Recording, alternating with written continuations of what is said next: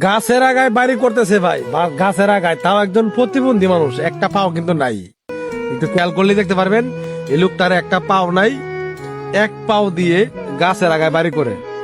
ভাই সত্যি আসলে মানুষের ইচ্ছা শক্তি যে কতটা বড় শক্তি, এটা আমি আসলে ভাষায় প্রকাশ করতে পারবো না। ভিডিওটা আমি পুরোটা দেখছি, আমি জানি যে এই লোকটা তার একটা পাও নাই, সে এক পাওয়ে তাও একা একা সে গাছের আগা গাছ ডালগুলা কেটে উপরে একটা সুন্দর বাড়ি তৈরি করবে।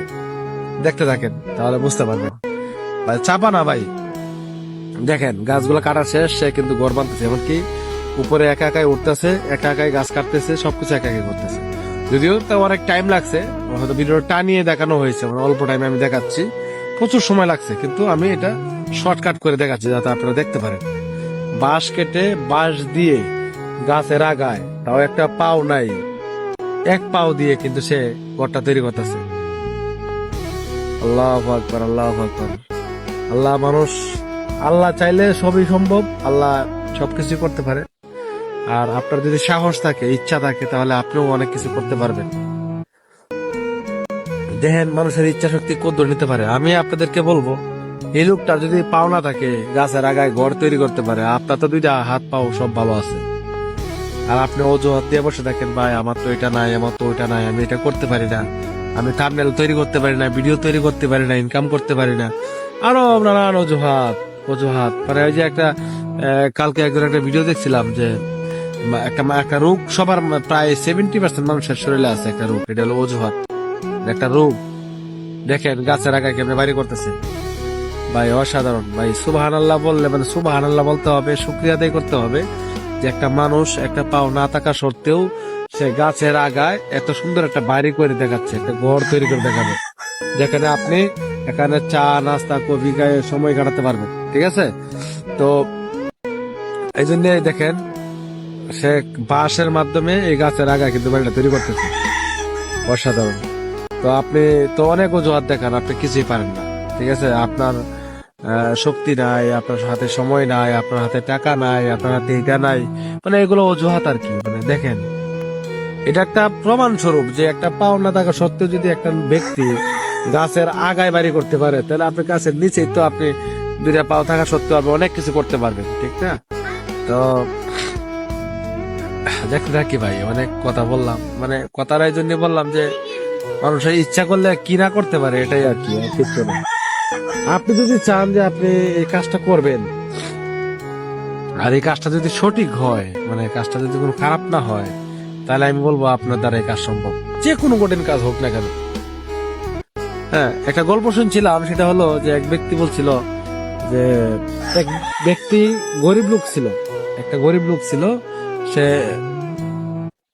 পার্কে ঢুকতে চাইছিল, কিন্তু সেখানে উপরে সাইনবোর্ডে লেখা আছিল যে এখানে গরিব ব্যক্তির জন্য, মানে গরিব মিসকিনের জন্য এই পার্ক নিষিদ্ধ। তো ওই দিন উনি শপথ করছিল যে আজ হোক কাল হোক এই পার্ক আমি কিনবো, কিনে সবার জন্য উন্মুক্ত করে দেবো। দেখেন বাঁশ দিয়ে কিন্তু ঘরের চাল দিচ্ছে। তো গল্পটা বলতেছি যে আজ হোক কাল হোক তবে এই ঘরের ওই পার্ক আমি সবার জন্য উন্মুক্ত করে দেবো।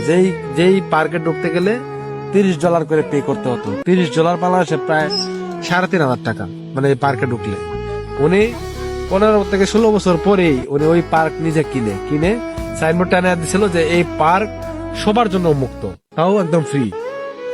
সুবহানাল্লাহ। আসলে মানুষ, আপনি যদি ইচ্ছা করেন যে আপনি এই কাজটা করবেন, তাহলে আপনার জন্য ভাই আপনার জাস্ট ইচ্ছা আর চেষ্টাটাই এনাফ। আপনার ওই যে কোনো অজুহাত দেখাবেন না, আপনার টাকা নাই, সময় নাই, আপনার শক্তি নাই, আপনার মানুষ নাই, টাকা নাই, পয়সা নাই, এই নাই সেই নাই, সব অজুহাত বাতিল। কি করতে হবে তাই আপনার করতে হবে। দেখেন আর মাশাআল্লাহ মাশাআল্লাহ, কত সুন্দর একটা বাইরে উনি তৈরি করছে, দূর থেকে দেখালে সেই সুন্দর লাগে ভাই। তবে সবচেয়ে মজার বিষয় হচ্ছে যে গাছের আগে বাড়ি তৈরি করছে, এর চেয়ে সুন্দর কম হইলেও ভালো লাগতো। দেখেন আমার সাইডে দিয়ে মাটি দিচ্ছে যাতে গাছ লাগাইতে পারে। সুবহানাল্লাহ সুবহানাল্লাহ, আলহামদুলিল্লাহ। দেখেন ভাই, কেউ খারাপ কিছু মনে করবেন না। দেখেন এখানে একটা পাও দিয়ে এই মই দিয়ে, বাঁশের মই দিয়ে ড্যাং ড্যাং করে উঠে এই কাজগুলো করতেছে।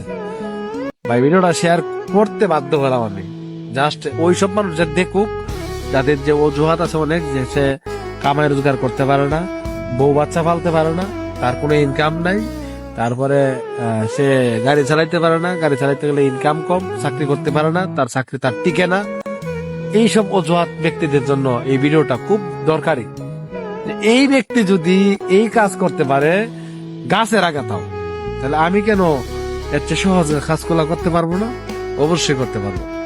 আমি কি বলবো, আমি আসলে বলার ভাষা হারাইয়া ফেলছি ভাই। সুবহানাল্লাহ।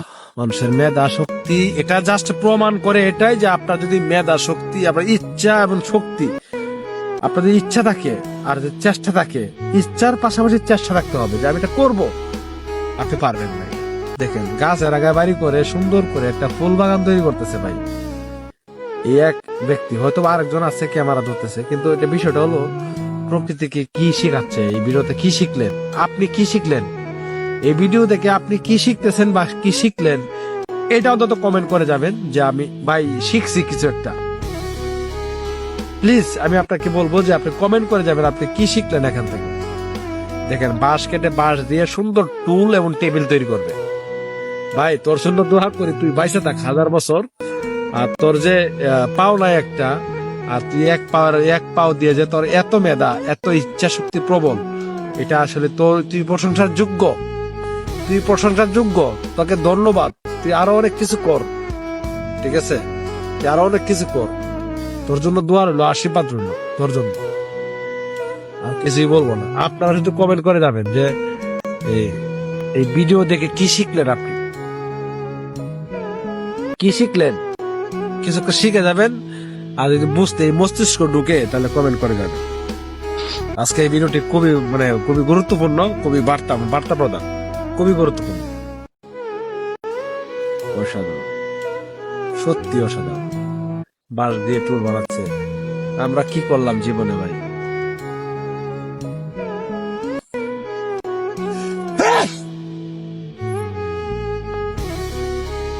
কি করলাম জীবনে, কি করলাম? এত সুন্দর সুন্দর কাজ করে দেখাচ্ছে উনি চেয়ার টেবিল এখন বা